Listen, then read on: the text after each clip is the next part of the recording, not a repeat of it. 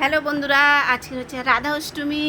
এই রাধাকে স্নান করাচ্ছে আর সমস্ত গোপাল রাধারানী আরও সব স্নান হয়ে গেছে। রাধা কৃষ্ণ সব স্নান করে ড্রেস পরে সব বসে গেছে। এই দেখো, দেখেছো সবাই ড্রেসপত্র পরে বসে গেছে।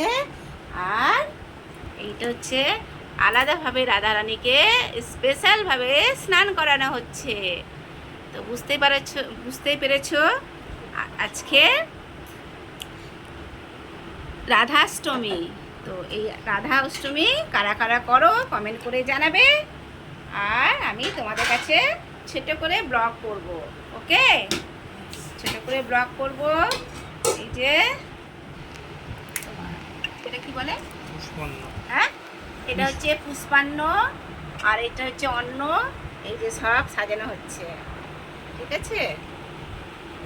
আর এখানে ঢাকা আছে পায়েস, সব ভাজাভুজি। এটা হচ্ছে লাবড়ি বানিয়েছে দুধ দিয়ে, খুব সুন্দর। আর ওদিকে প্রসাদ গুছিয়ে ভগবানকে দেয়া হবে। তো ওদিকে বাড়া হচ্ছে।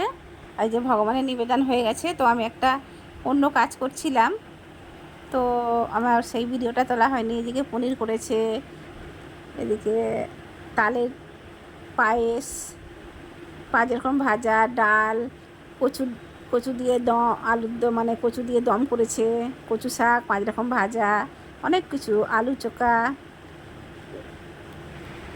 যা করে করো, কোথায় লাগবে। এই যে রাধারানী,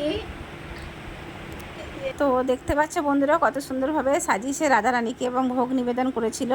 তো সেটা আমি ওখানটা তুলতে পারিনি, তখন একটু ফোনে চার্জ ছিল না, অন্য কাজে ব্যস্ত ছিলাম। তো ভিডিওটা যদি ভালো লেগে থাকে প্লিজ তোমরা লাইক কমেন্ট শেয়ার করবে। শুভ রাধা অষ্টমী। তোমরা ভালো থাকবে, সুস্থ থাকবে, লাইক কমেন্ট শেয়ার করে দিও, কিন্তু তোমাদের ভালো হবে। চলো বন্ধুরা, রাখলাম, টাটা।